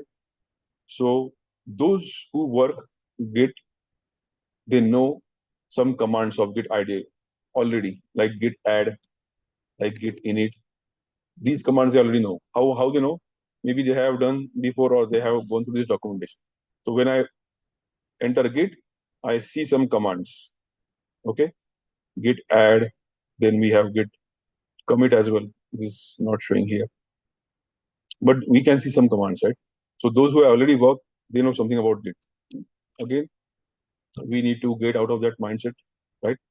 So just to give you a bit of overview, what are the classification of commands in Git? So the commands that you have worked so far, they called as, let me write it for you. They call as porcelain commands.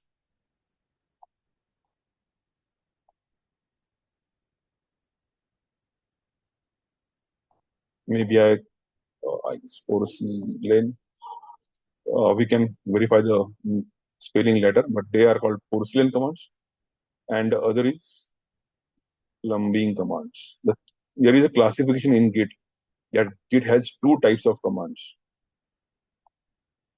मोहित अभी तो आपने बोला था कि Git पता नहीं है, ऐसे इमेजिन करना है, हाँ, but we we need to start from here, right? Persistence, तो परसिस्टेंस के लिए मुझे गिट की कौन सी कमांड लिखनी है उसके बारे में जानकारी चाहिए. So okay, I need to do another like this. Oversee len. I hope you can see my screen and command as well, right? Oversee len command. I may be wrong in spelling. And then other is plumbing commands. What is the meaning of this? Again, let's have real world analogy. And trust me, this analogy is a shitty analogy. And when I say shitty, in literal meaning, it's a shitty. So porcelain in English language is called as a commode, a loo, right?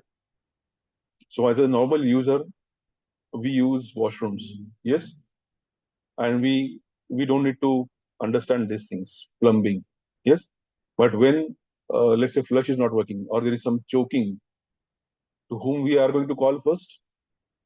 If there is problem with your washroom, to whom you are called first? Plumber. Yes, Plumber.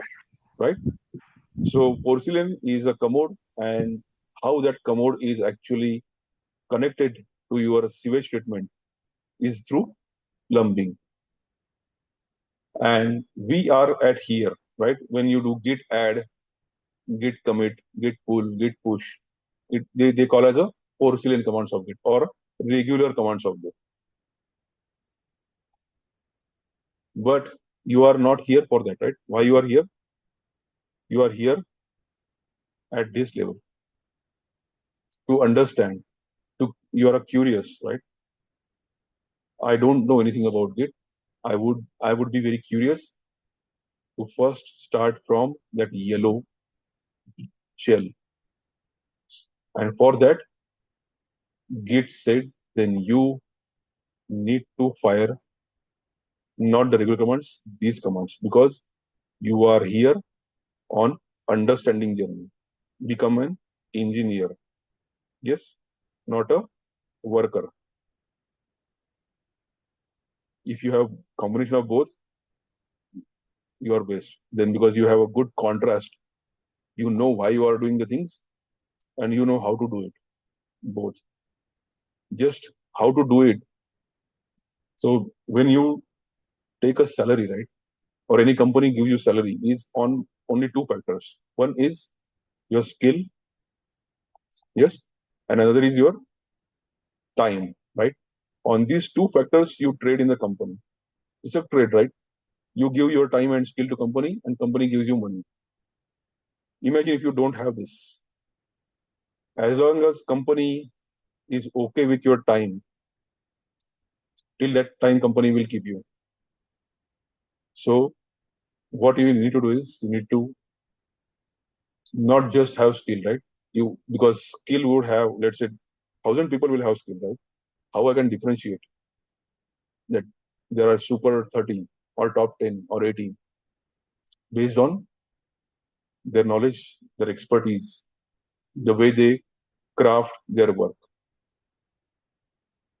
Yes. So ensure that these two are in sync to remain competent in industry. If you at all get obsolete in this part, only time will tell till what time you are going to survive. Yes.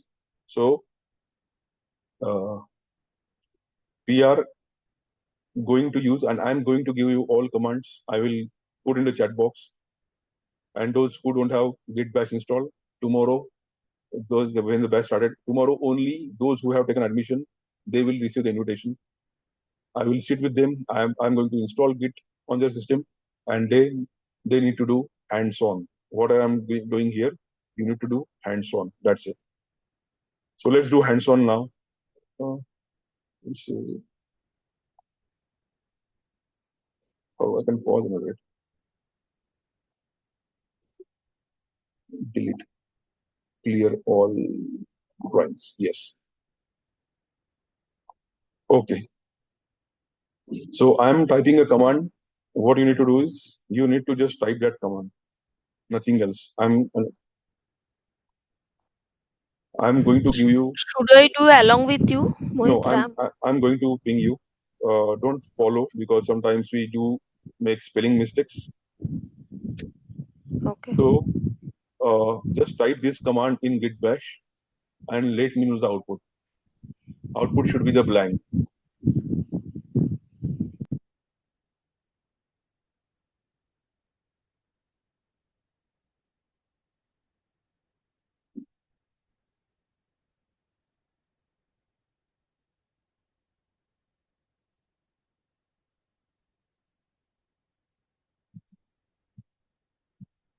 Yes. Everybody tried. Those who are doing practical, I guess, just respond me, Sudeshna, Sudipta, and Kajal. Uh, I think there is a true Women's Day today. So, did you execute that command? Execute that command in a git bash only. So, I'm assuming that you have created a folder, a blank folder, and then you have moved to that folder, and then you are typing this command.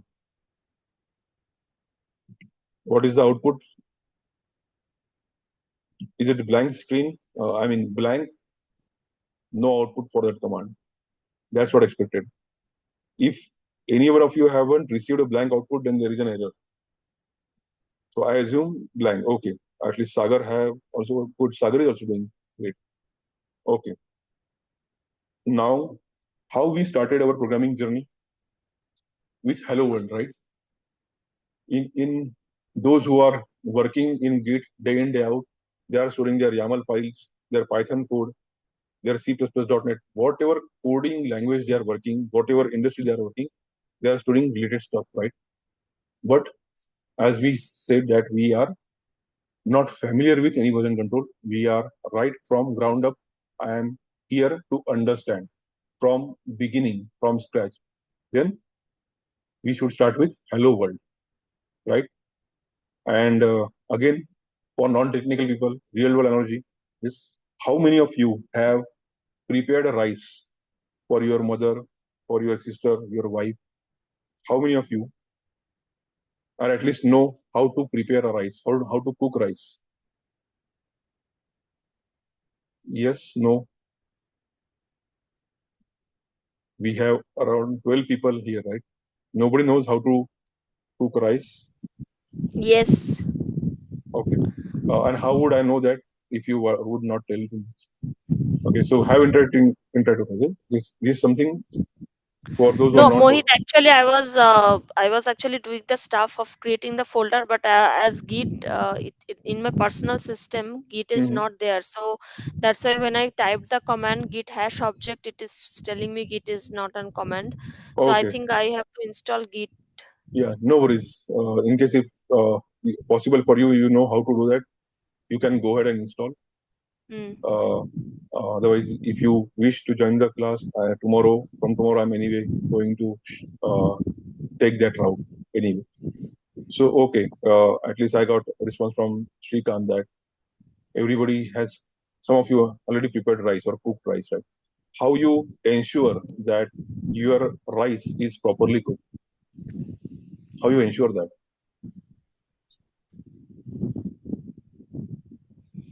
We have to check Yeah, and how you check that? by examining one particular rice. Right, exactly, grain, right? Yeah. Right. So after whistle, you check one grain, right? Why not entire rice? Because it's a assumption that if one grain is properly cooked, that means whole rice is properly cooked. Yes. Right.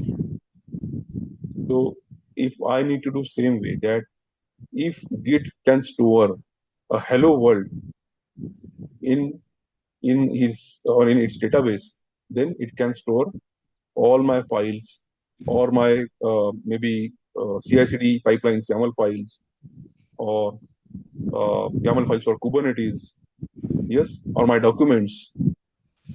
Hmm. Git can store that, right? So let's prepare a rice for Git, okay, and we'll see can Git store hello world. If it can, then we will go to more detail in GitHub. And so for that, we need to use hash object. Why hash object? because we are not here just firing commands. We are here for understanding. Okay. Is anybody of you not know this command, echo command? आप में से कोई है जिनको ये command नहीं पता है, echo? Yeah, I don't know. Okay, no worries. Yes, are you aware of the meaning of this word? Yes, yes. Yes, Yeah. right. I echo you. I second you. Yes. What it means? Whatever you are saying, I am also saying the same thing. Yes, that's what echo is. If you go to a place where at mountain, maybe Mahabaleshwar, right, and there is a different point, and you basically call out loudly the favorite person name, right? It gives back, right? That's what echo is. So that's the name of the command, echo. So when I say echo, my name, let's say Mohit Vilas Dharmaditya, what it will do, what it will do, if we know the meaning of echo, a It will dictionary meaning, print the name, right? whatever in the Yes, string. that's what dictionary meaning of echo is. Whatever I'm going to give, it will return me back. Yes. Okay. Anybody of you have watered the plants any point in time during your life using pipe? Yeah. Yes, that's what I know. Okay, that's what I want. I don't want you to be subject matter expertise or know Linux commands. What I am going to type, I'm going to explain everything right from basic, right? So let's do one thing. Like I want Git to store. Okay, not my name. Let's do hello world. I want Git to store hello world. Why I want that? Because without I can check whether Git is properly preparing rice. Right? And the only way to prepare a rice is, or to understand that rice is properly cooked is by pressing few grains. Yes. So I'm interested in pressing those few grains. Okay. I will not give you any code base. I will not give you any YAML files. I want you to first store hello world for me. Okay. So let's do. I'm going to this command. I want that after running this command, you will also face the error. I want you to face the error, and the only way going forward to learn is deliberately do the mistake. Let's do the mistake, learn from it. Mistake, understand the mistake. What is happening? That is what our 25 plus our objective. I am doing whatever possible mistake I have did so far in my career. I am going to repeat those mistakes for you, not in the company. Okay, repeating mistake is a crime. So, is everybody has received the error? Those who are working with me or following along with me got an error. Okay, at least I have response from Sagar Sudeshna. I will wait for one more response as I guess Srikanth is also doing practical. One more response. I will give few minutes. Okay, great. Ajal got so good. Before I proceed further, everybody with so far, whatever we've discussed so far, have you understood? I'm not saying all the technical terms, but layman terms at least. Okay, doesn't matter, Srinath. Anyway, you don't need to install today. I'm going to cover the Git installation tomorrow. In tomorrow's class, first we are going to install Git. But apart from the Git, whatever we discussed so far, are we super comfortable with that? Are we going? The pace looks good. Yes. Okay. Okay, Kajal has. Okay, great. Great. Someone's mic is on. I'm having the noise. If you have any question, you can ask or you can just mute yourself. Okay. Let me clear this. Let me put dramatic. Hello world. Okay. So anyway, I'm going to get error. Why? Now let's understand why we are getting the error. So for that, we start reading every error. Okay, whether it makes sense or not, at least try to read through what is an error. Okay, the error is could not open hello world, which is I have this for reading no such file or directory. So it's very easy to derive a conclusion from this error. What conclusion? That this command is expecting a file. It can be any file name or directory name as a parameter, as an argument. Now imagine or now remember or recall why I have taken a first program. We have typed git here and we have typed hash object and then we have typed hello world. So git is a program or application hash object to this part. Every part following by git is going to be a command line arguments to git. Yes, that's the reason I have taken that hello world program with arguments. So git has definition, git has this argument in git's database that if you receive hash object, then the next parameter should be either file or directory. और since हमने ये file और directory दिया नहीं है, that's the reason git is complaining that hey Mohit or those who are following after this command give me some file or directory. इसको हम क्या बोलते हैं? Syntax of the tool. Why? Because this tool git program I have not done source code for that, right? This is created by Linus Torvalds. So we are only going to use it as per its documentation. We have to follow orders of Git. Why? Because if you don't want to follow, you create your own version control. That's a plain and simple. Okay. So Git hash object. Why Git hash object? Git hash object. I want to check whether the rice is properly cooked. This term, if Git is able to store hello world, then only I would understand that Git can also store the files. Now, this is the problem. Git hash object is asking me to give file or directory, and I don't want to give that. I want first Git to show me how it can store hello world.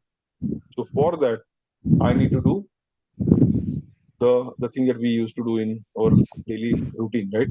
अगर घी सीधी उंगली से नहीं निकल रहा है तो उंगली टेढ़ी करनी पड़ेगी. Yes. So for that, that's the reason I have first asked you whether you know this command or not, right? Echo. But now you understand this command, what it does, right? So what I will do, instead of my name, I will going to write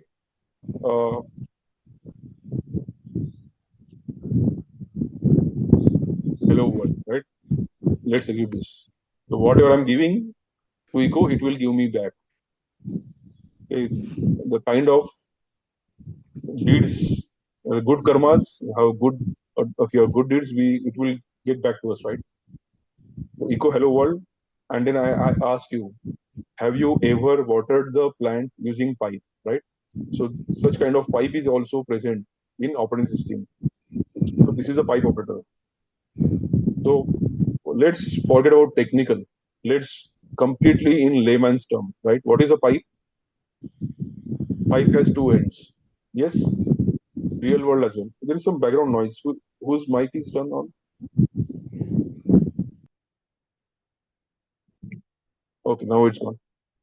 So pipe has two ends. Yes, one end is connected to your tap, and end is connected to your plant or tree where you are watering. Yes. So similarly, here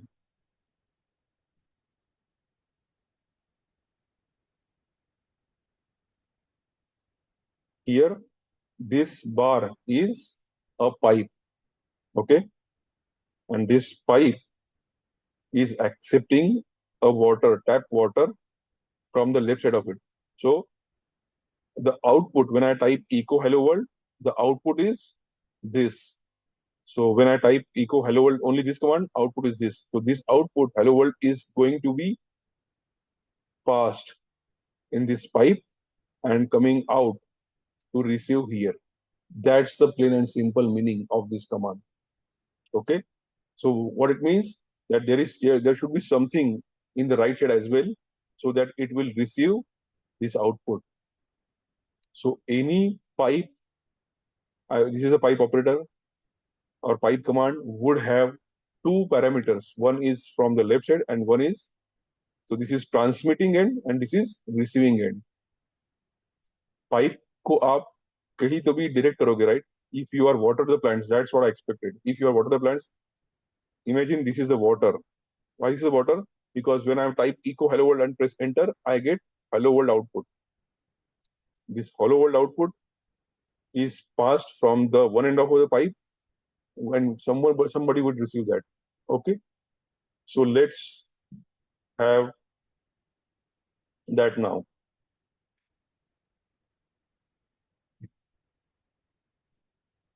Okay, so let's do our command back.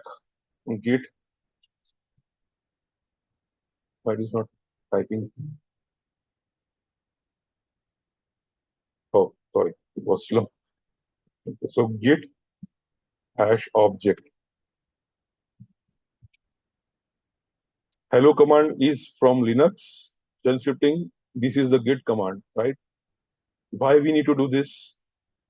Yes, ऐसा क्यों करना पड़ रहा है? Because when I actually give hello world to hash object, it is giving me an error. Why? Because it is expecting some kind of file as an input.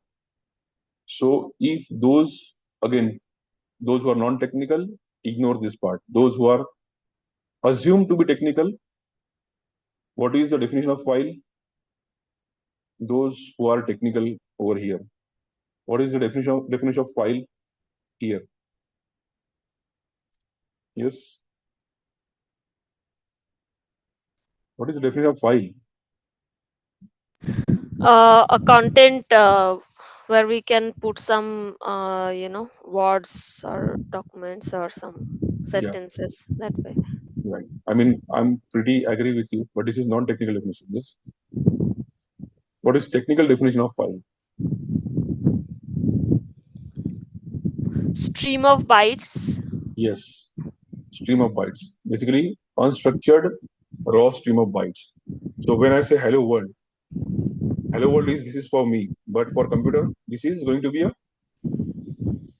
stream of, Stream of bytes. yes. So what I have passed stream of bytes is from left side to right side. This is mandatory that you need to give right side. Why? Pipe. No technical thing. Your real world analogy. If you are watering the plants, one hand has to be connected to tap, and one end has to be connected to your tree or plant or pot. Yes. So for pipe, there are two ends. One end, this is the water flow, and this is your tree. Now, if I enter this, you try and let me know if you get any error. Again, those who have following me, only those should try this. At least these times there is no error, right? Prior to that, there was an error. But then there is no meaning, right? What is the outcome? इसने कुछ value नहीं दिया मुझे. That's where we need to understand operating system again. Okay, technical people and non-technical people, for both of you, right? Those are non-technical, ignore this part. But in very layman terms, how I would say this is that imagine your kid, right? Your kid is going to school. I'm present this case into the layman terms. Imagine your kid is going to school, right? And he has books. So it's by default assumption is that you are, buying a bag for it. You are buying a water bottle for it, tiffin for it, so that you know uh, have this entire thing somewhere contained. Yes, we ourselves went to school, right? So we need some supporting things. I cannot take all the books or registers, right, or notebooks for that matter, my tiffin water bottle in hand. I will need some kind of container. Yes. So why I'm talking this? Because in operating system, you want both input and output. Yes. So to work on system, you need to interact with devices, some containers, right? So every program, no matter what operating system, every program, now we know what is a program or what is application. We have already learned that. So every program in the world is aware of few few goodies from operating system. Which are those few goodies? That goodies you call it as standard input, standard output, and a standard error.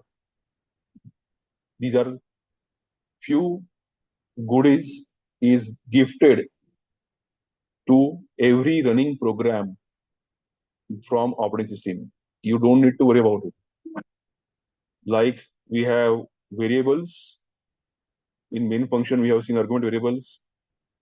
Yes, in similar way, these three things for any application is given.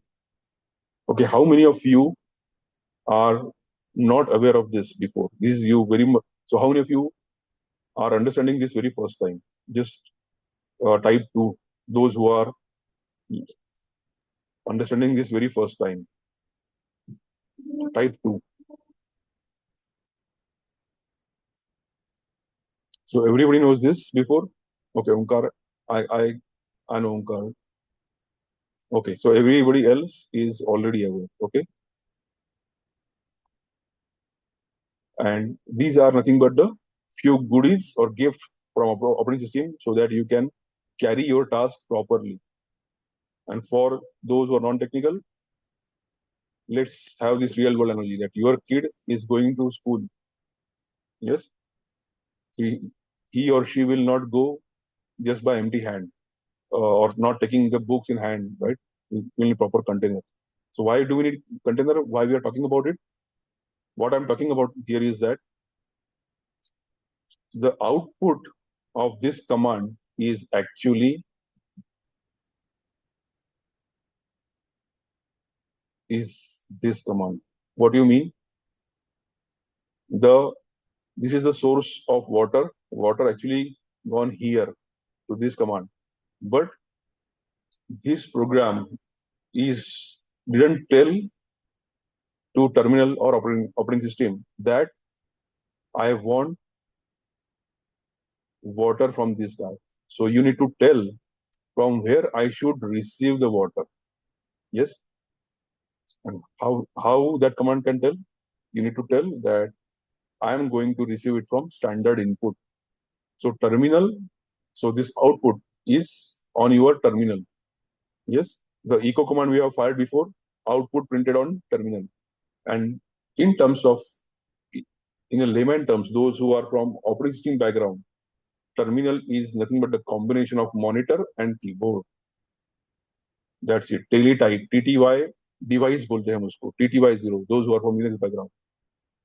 So every device in operating system, specifically for Linux, is nothing but a file.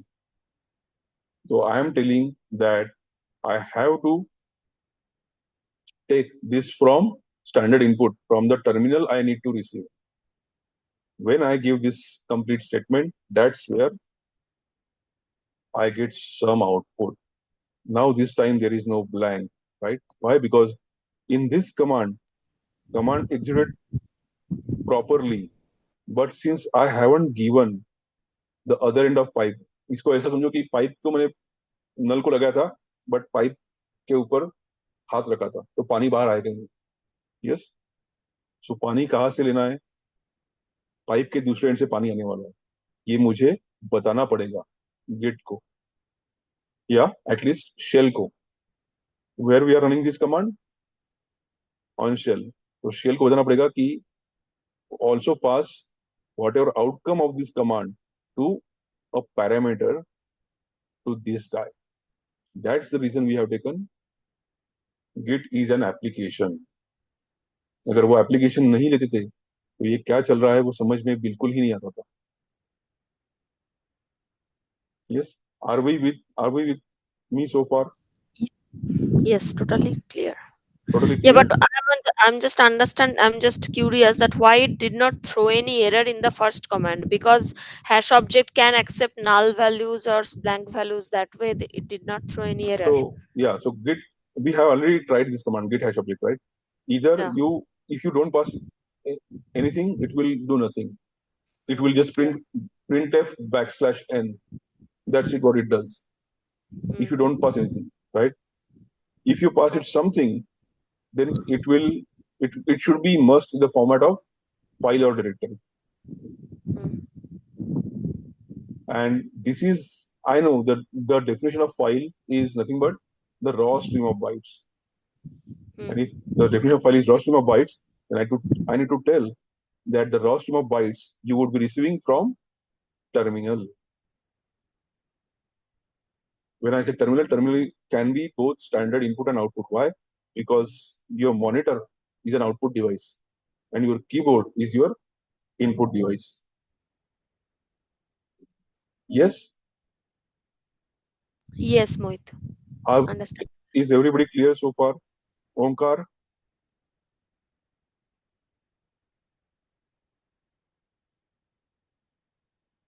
Omkar, if you are speaking, you're on mute.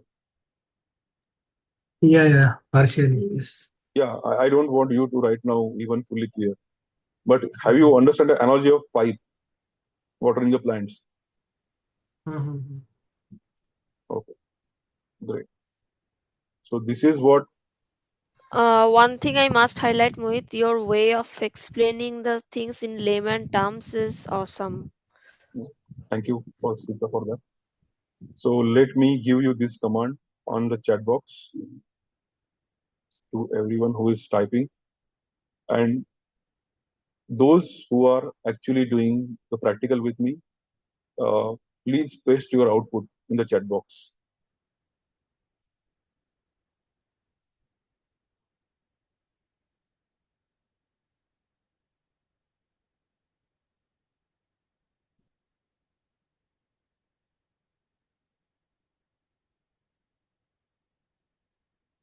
That means something you have done wrong, Sagar. Check your check your input. Whatever you thought of hello world,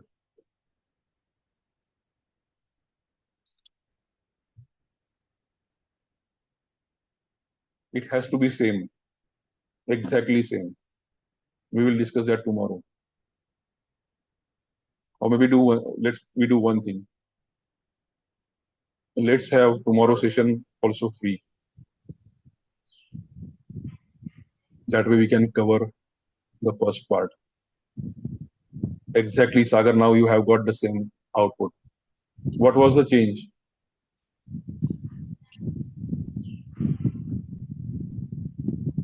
Either comma is missing, or exclamatory mark is missing, or the case sensitivity. Yes. Okay. Ohm has same output. Awesome. Right.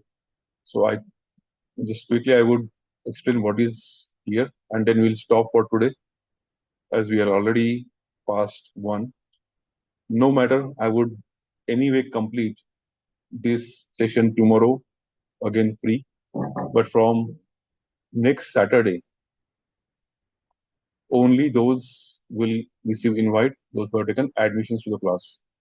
Okay. So let's quickly do one thing. Okay, now I understand that. Sorry, what was the last command?